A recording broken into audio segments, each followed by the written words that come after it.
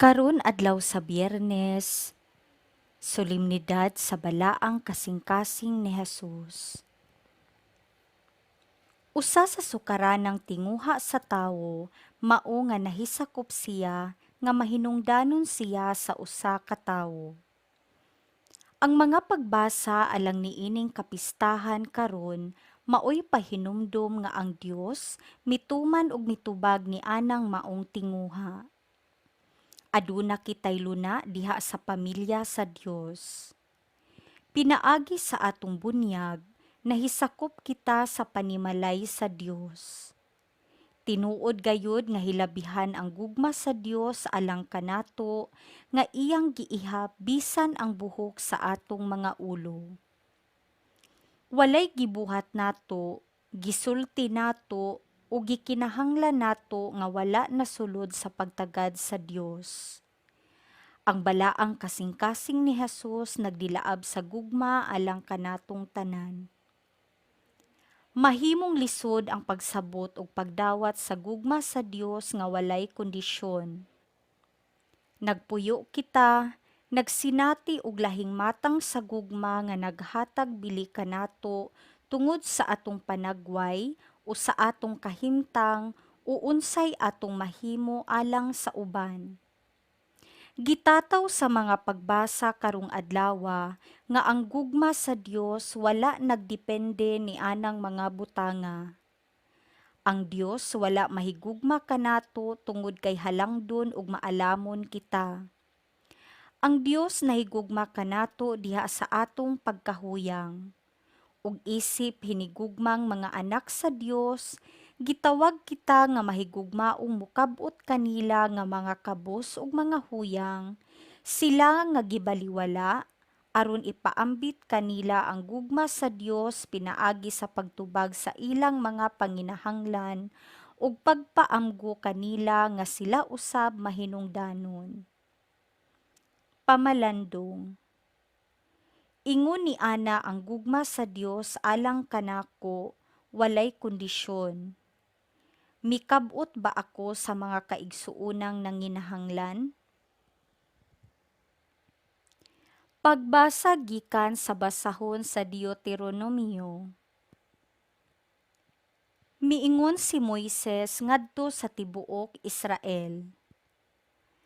Kay kamo bala ang katawhan ug iya kamo sa Ginoo. Sa tanang katawhan kamo ang gipili sa Ginoo nga inyong Dios aron maiyang kaugalingong katawhan. Gipili kamo sa Ginoo ug gimahal niya dili tungod kay mas daghan kamo kaysa ubang katawhan, gani kamo may labing jutay.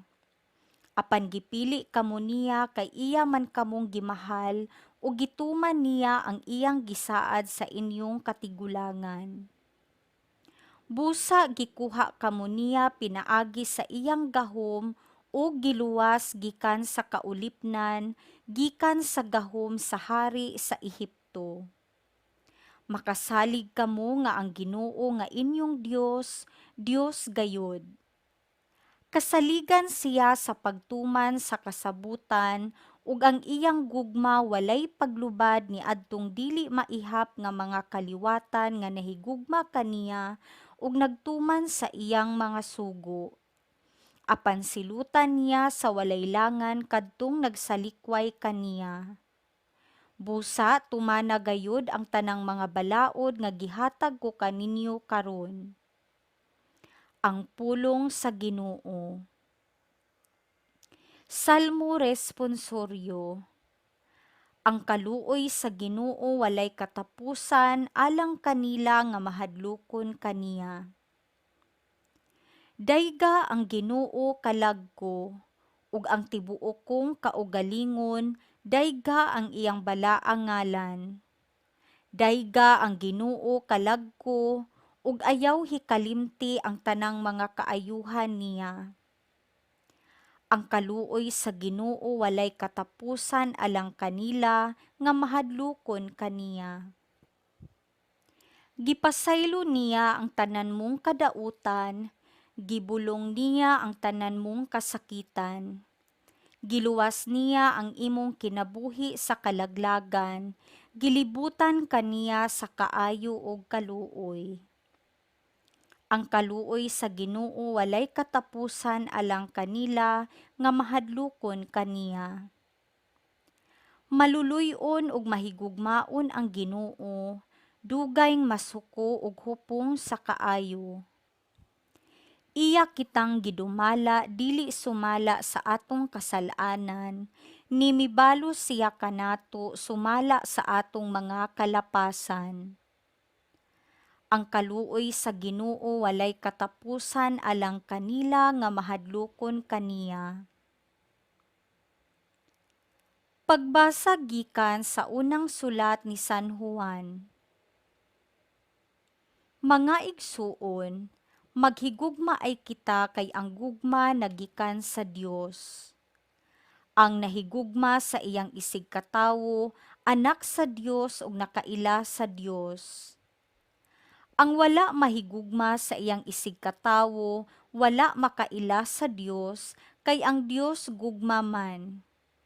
Gipadayag sa Dios ang iyang gugma kanato pinaagi sa pagpadala sa iyang bugtong anak nganhi sa kalibutan, aron makabaton kita sa kinabuhing walay katapusan pinaagi kaniya. Ang matuod nga gugma mao kini: dili kita maoy unang nahigugma sa Dios, kundili siya maoy unang nahigugma kanato, ug gipadala niya ang iyang anak aron pinaagi kaniya mapasaylo ang atong mga sala.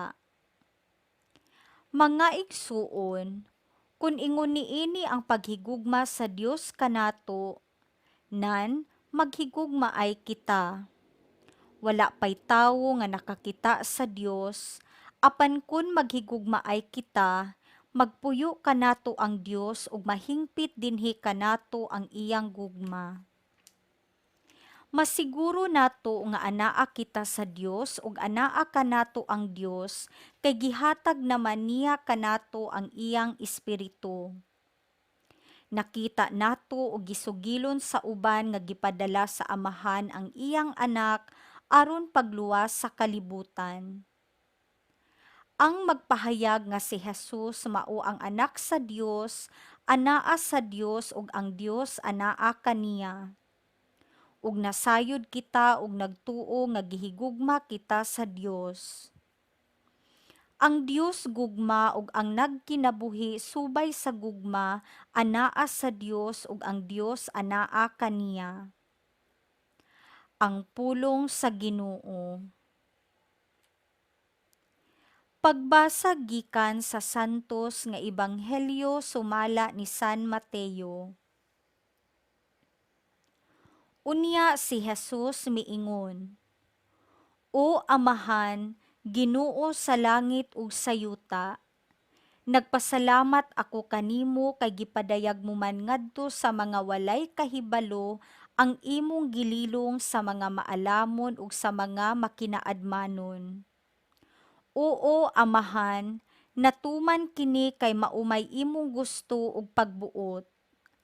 Ang akong Amahan naghatag kanako sa tanang butang. Walay nakaila sa anak gawas sa Amahan, ug walay nakaila sa Amahan gawas sa anak, ug kadtong mga tawo nga buot sa anak nga makaila sa Amahan. Umari kamo kanako, kamong tanan nga gikapuyan ug gibug-atan sa inyong gipas-an, ug papahulayon ko kamo. Isangon ang akong yugo, ug sundan ninyo ako, kay malumo ako ug mapaubsanon sa espiritu, ug makapahulay kamo. Sayon ang yugo nga akong ihatag kaninyo, ug gaan ang ipapas-an ko kaninyo. Ang Ebanghelyo sa Ginoo.